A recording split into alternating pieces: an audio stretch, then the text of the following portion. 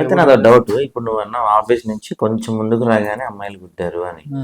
ఆ అమ్మాయిలు నిన్ను కొంచెం ముందుకు రాగానే ఎందుకు గుద్దారు? అంటే కొంచెం దూరం వచ్చాక ఇప్పుడు నీ మీద రెక్కి నిర్వహించారు అంటున్నావు. అవును. మనకి రెక్కి నిర్వహించి ఉంటే ఉమ్. ఆఫీస్ నుంచి మీ ఇంటికి వచ్చే దారంతా చాలా నిర్మానుషంగా ఉంటుంది. ఉంటది. కొత్తోడు కాదు, చాలా తెలిసినోడికి ఈ ఏరియా నైట్ టైం రావాలంటే భయంగా కష్టం ఉంటుంది అవుతుంది. కదా.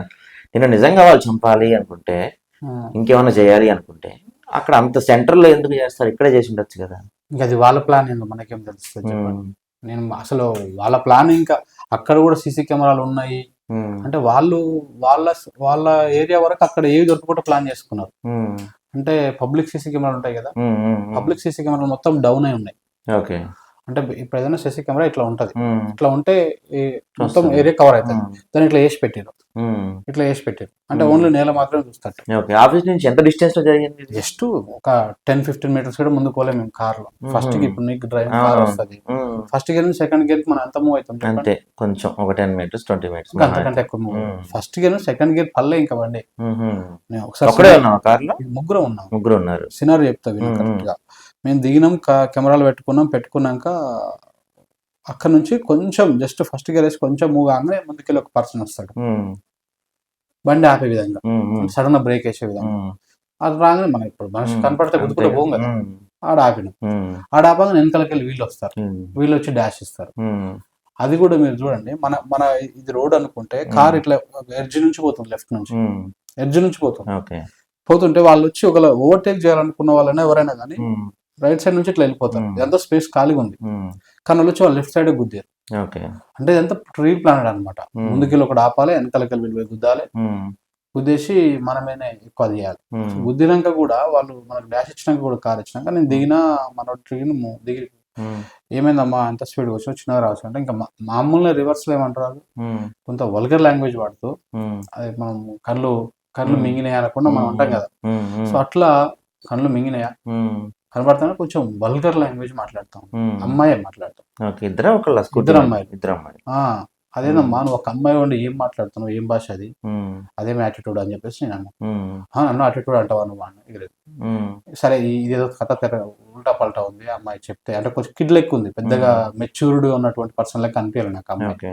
ఉమ్, కిడ్ లెక్క ఉంది, ఏదో ఇంటర్ డిగ్రీ చేస్తున్న అమ్మాయి లెక్క ఉంది. ఉమ్, సరే డ్రైవింగ్ సరిగ్గా నేర్చుకోలేదు ఏదో కథ అనుకొని ఇక నేను సరే ఏమన్నా నీకు ప్రాబ్లం అయితే చెప్పు, ఉమ్, నీకేమైనా చూపించావని చూపిస్తాను నేను. ఉమ్, లేదు మీరు ఇట్లనే ఆర్గ్యుమెంట్ చేద్దామంటే పక్కనే నా ఆఫీస్ ఉంది, ఉమ్, నా ఆఫీస్కి మొత్తం సీసీ కెమెరాలు ఉన్నాయి. ఉమ్. నేను నాది మిస్టేక్ ఉందా నీది మిస్టేక్ ఉందా, నేను సీసీ కెమెరాలో చూపించమంటే చూపిస్తా, కింద డిస్కషన్ జరుగుతా ఉంది. ఎంతసేపు జరిగింది ఈ పోలీసుల discussion? సమక్షంలోనే చూపిస్తా. ఇది పోలీసులను పిలుచుదాము, సీసీ కెమెరా తీపిద్దాం, ఎవరు తప్పు ఉంటే వాళ్ళది అదని చెప్పి నేను చెప్పి ఒక 10 నిమిషాలు జరిగి ఉంటాయి అది ఇదంతా? అంతసేపు 5 జరగలే, నిమిషాలు. 2 నిమిషాలు 3 నిమిషాలు అంతే. ఉమ్, ఇక ఈ సినారియోలో జరుగుతున్న ఇక్కడ అది చేస్తుంటే కూడా పక్కన ఉన్నటువంటి వాళ్ళు కొంతమంది రోడ్డు మీద పోతుంటారు కదా, ఉమ్, ఉమ్, వాళ్ళకి ఎందుకు వీళ్ళు ఇంత హైపర్ అవుతున్నారు, తప్పేం లేదన్నా నువ్వు ఇప్పుడేం పోతున్నావు అని కొంతమంది అన్నారు. ఉమ్, ఉమ్, ఆమె కూరగాయలు ఆమె కూడా చూస్తూనే ఉంది, అంత అబ్జర్వ్ చేస్తుంది. సో ఇది అవుతున్న క్రమంలోనే ఆ పిల్ల నువ్వు కాదు నువ్వు పోలీసు వాళ్ళకి నేనే చెప్తాగా అని చెప్పేసి టక ఫోన్ పడుతున్నావు. ఉమ్, అసలు ఆ ఫోన్ కొట్టి ఫోన్ రింగ్ అయిందా కలదా తెలియదు. ఉమ్, ఇట్లా ఫోన్ ఇట్లా అన్నది, ఇట్లా పెట్టుకున్నది, వెంటనే 2 నిమిషం వ్యవధిలోనే 15 మంది వచ్చేసారు. ఓకే.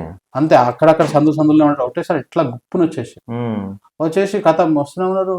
అమ్మాయి ఏదో చెప్పే ప్రయత్నం చేస్తుంది, నేను ఏం కాలేదు బ్రో, ఈ అమ్మాయి కొంచెం ఓవర్గా రియాక్ట్ అవుతా ఉంది, అంత లేదు ఈడ ఏమని చెప్తా కొడుతున్నాం. మరి ఇప్పుడు మీ వాళ్ళు ఇద్దరు ఉన్నారు, రోడ్డు మీద కొంతమంది సపోర్ట్ చేస్తున్నారు అన్నారు కదా, వీళ్ళంతా ఉన్నారా అక్కడే? అంతా అక్కడే ఉన్నారు, అంతా అక్కడే ఉన్నారు. ఇంక వీళ్ళంతా బ్యాచ్. ఇప్పుడు బేసిక్ గా వాళ్ళు ఎంత మంది ఉన్నారు, వీళ్ళు 10-15 మంది ఉన్నారు. ఒకటే అందులో మనోడేవాడు అవతలోడేవాడు మనకు సపోర్ట్ చేస్తే మనకెట్ట తెలుస్తుంది. ఇక వాళ్ళు ఎవరైతే మనకు సపోర్ట్ గా మాట్లాడినా కూడా భయపడతారు కదా స్టేజ్ లా, ఇది ఎక్కడ పంచాయతీ కొత్తది ఇంకా వేరేది ఏమైనా ఉందో వీళ్ళకి అని చెప్పేసి. సో అట్లా భయపడే విధంగా వాళ్ళు ఒకటేసారి గుంపుగా వచ్చారు.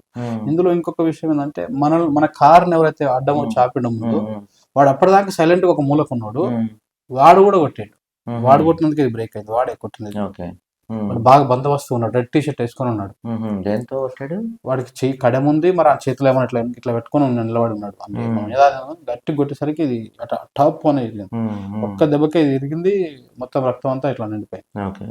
సో ఇట్లా ఇది జరిగినటువంటి సినారీ. ఇంకా అది అయిపోగానే ఇక నేను 2 సార్లు అక్కడ దాడి జరగానే తప్పించుకునే ప్రయత్నం చేసిన. 2 times తప్పించుకున్నా. ఇంకా మళ్ళీ 3rd time ఇంకా లేచి ఇట్లా కాదని చెప్పేసి పరిగెత్తిన అనమాట. పరిగెత్తి మా ఆఫీస్ వెనకాల మా ఓనర్ వాళ్ళు ఇల్లు ఉంటారు, ఒక 3-4 ఇండ్లు దాటిన తర్వాత ఇక వాళ్ళు కూడా పోలీసు వాళ్ళే, మాజీ పోలీసు వాళ్ళ డాడీ. ఓకే. సో ఇక అటు సైడ్ ఉరికేసి ఇక వాళ్ళ ఇంట్లోకి వెళ్ళేసి గేట్ పెట్టేసినాక అప్పుడు ఇక నా వెనకాల వచ్చిన మన పిల్లలు కూడా వచ్చి వీడియో తీసిరు. వీడియో మీరు చూసింటారు కదా, నేను లాగుకుంటా కళ్ళు కనపడతలేవు అని చెప్పి. నేను ఆ దానికి ఎట్టబోయినా కూడా తెలియదు అసలు. ఆ మంట మీతో పాటు ఉన్న మీ ఆఫీస్ వాళ్ళని కొట్టిరు. నా మీద నన్ను కొడుతుంటే అడ్డం పడితే నరసింహని కొట్టిరు. శివన్ అయితే వీడియో తీసిండు, శివ మమ్మల్ని కొడుతుంటే. ఆ వీడియో తీసినందుకు ఆ వీడియోని కూడా అన్నిలో కొట్టి ఆ ఫోన్ వాళ్ళ కొట్టి చూసినాం.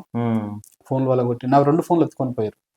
ఒకవేళ దొంగలు, ఒకవేళ లేకపోతే ఏదో చిన్న ఇష్యూ, నా ఫోన్తో ఏం పని ఉంటుంది వాడికి? నా 2 ఫోన్లు ఎందుకు ఎత్తుకపోవాలి? ఇది ఎవడు ప్లాన్ చేయలేదు అని అనుకున్నాం.